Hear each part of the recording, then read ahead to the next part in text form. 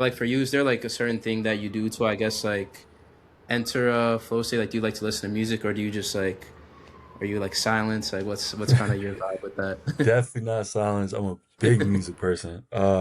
What I listen to is super dependent on my mood, what time of day it is, what day it is, what season it is. So Yeah.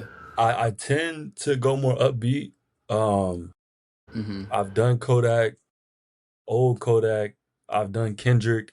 Listen to Kendrick nonstop. I listen to a lot of Wiz Khalifa, so we might throw in some Wiz, and then if I'm feeling like old school, then I'll throw in like some Marvin Gaye, Yeah. Some some more smooth. Luther, Yeah. something smooth. If I'm painting for a longer time, but you know, interesting enough, I was experimenting with classical music when I was living in BC, and I was designing like these huge pieces, like pieces that I would be painting for hours at a time.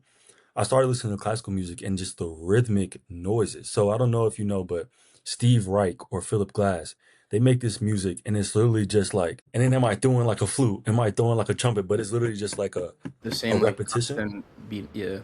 And I felt myself get into an unexplainable like flow state to where I always paint with the rhythm. I tend to like whatever, like I'm feeling like it's kind of like a rhythmic experience, like I'm bouncing Yeah. whatever. But when I was listening to that, I could literally feel myself painting to the beats, and that was a cool experience. And I hope to get back to that.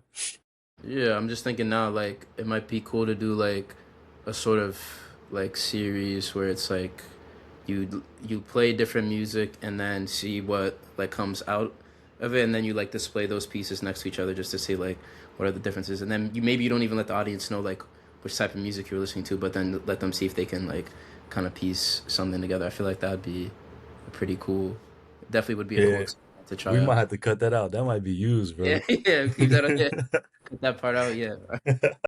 No, yeah, but no, that would be very cool to try. Yeah, and then speaking of like the larger kind of pieces you worked on, the praise prayer. I mean, working on something that large, like what is even like what's like the approach? Since you're a painter, you're not even like really sketching. You don't, do you ever like sketch it out, or no? You just kind of like go just see the canvas and like, all right, just go at it. The best way I could describe it is fun.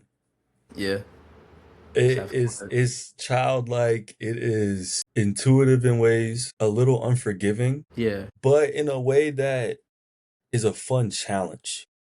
Especially filling up so much of a space. It's like this constant puzzle of color placement, of composition, of figuring out where you want something in relation to other things because I can have something in my brain and I put it down and I'm like, ah, damn, that's smaller than what I wanted it, or it's bigger than what I wanted it.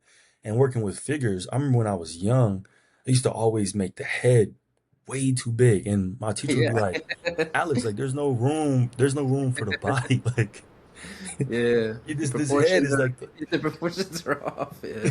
like Yeah. and it's fun now because I don't have that person or that teacher telling me, hey, that's wrong. You kind of just do it and you make sense of it. And I think I think art, it truly tells you. I think there is no wrong answer. It's all subjective. And as long as it's genuine and as long as it's something that you're putting yourself into and it's a genuine experience and it's authentic to yourself and whatever you have going at that time, it'll tell you. It'll tell you what it means and it'll be right. Yeah. No, that's true. I think that's one thing that can be sort of, I guess, a negative of being like doing art within an institution is when like a teacher or professor says like, oh no, this is wrong.